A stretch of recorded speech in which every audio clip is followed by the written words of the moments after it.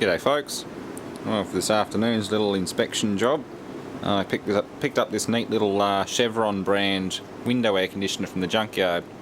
It's not often I find them in this nicer condition, especially not complete. Usually missing the front cover panel. But it's also got what looks like the old Woolworths logo.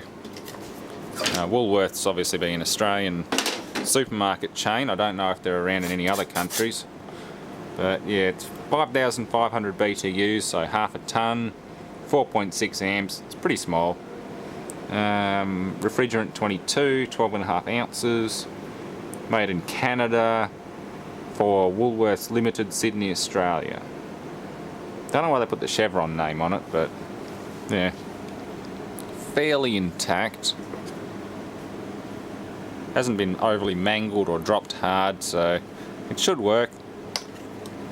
Thermostat still clicks. That's the main thing. I found the thermostat wound all the way over, so I assumed it might have been faulty, but you wind it back to about there and you hear contact open, so it seems to be alright. Yeah, I'm going to open it up and give it a quick inspection. Quickly open the compressor. I really don't want it to trip the safety switch because I'm uploading a big video right now and I haven't got my UPS system set up yet.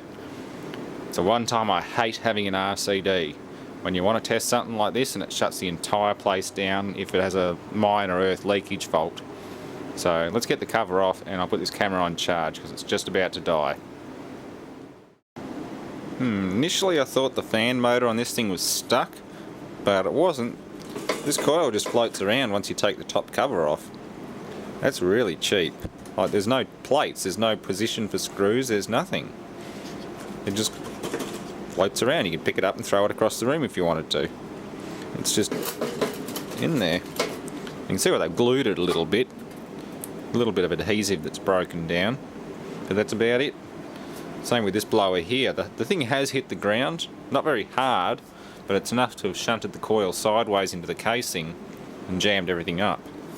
So it's free enough now that it should run. I've just got to get the terminal box cover off the compressor and see what it's doing. Yeah, don't know, this thing's cheap and nasty.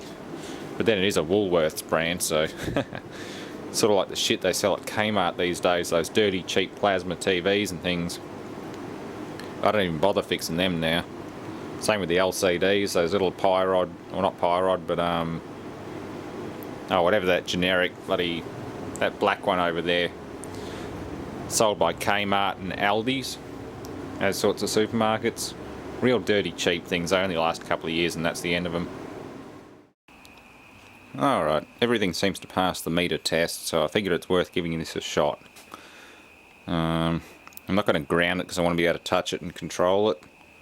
Well, actually I am going to ground it because I want to be able to touch it, but yeah, I can't be bothered stripping it apart and disconnecting ground just in case something does go to ground. And then if that was the case, I'd take the multimeter and test from the chassis of this to ground, which is usually the table, or wherever to the pin or the plug or something like that, just to see if there is ground leakage. It's one way you can get away with running something that's leaking to ground with an RCD, but remember that touching it and ground, even just grounding through your boots if they're a little bit damp, can kill you. So you do have to be careful. RCDs do save lives, but when you want to test something like this, or say if you've got a little bit of moisture in the controls while you're washing it out, they are a royal pain in the ass, and I really hate them for that. But either way, if the lights go out, I'm going to lose half my 680 meg upload, and the next video you will see that unit will be in there, and I'll be shooting at it with the air cannon. To hell with the R22 in it, it can go.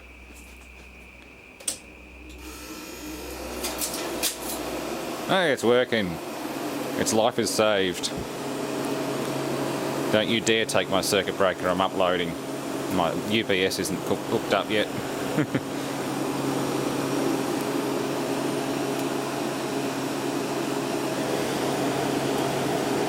They're getting cold. I think it still works.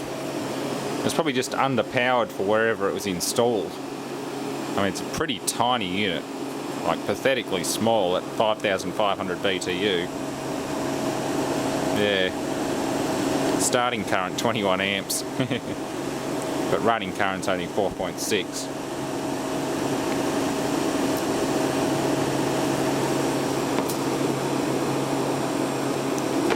And that's just for the condenser.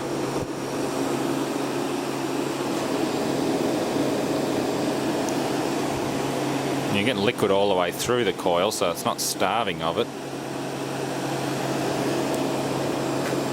Yeah. Needs a good clean. I think I'll do that next.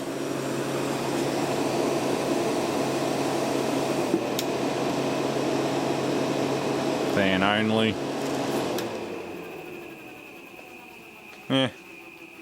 It's a flimsy piece of crap, but it seems to have worked long enough for so many years. I'd say it just needs a damn good clean and just reinstate these coils. Yeah. It's just nasty. But there's enough give in the lines that you can sort of manipulate it without breaking anything off the compressor. That's the worst thing. It's too rigid and you start moving them around, you end up cracking things and let all the gas out of it. It's a bit of a shame when they're a good unit. Oh well, that's the end of that one for now. I'll clean it when I've got time next weekend. It's not on the priorities list. It was just, I don't know, $10 for it, $10 cheapie. Buy the boys some beer at the scrapyard. I always like going down there on Saturdays and having a beer with them, or a bourbon and coke or something like that. Of course, don't drink and drive. Don't drink too much anyway. Know your limits, like I said before. It's all about common sense in this hobby. Be careful around power. Don't drink too much if you can operate machinery. And don't stick your hand in moving parts. That's the main thing. You'll either lose fingers and arm, get electrocuted, or yeah, just generally get in trouble. So play it safe, guys and girls, and thanks for watching.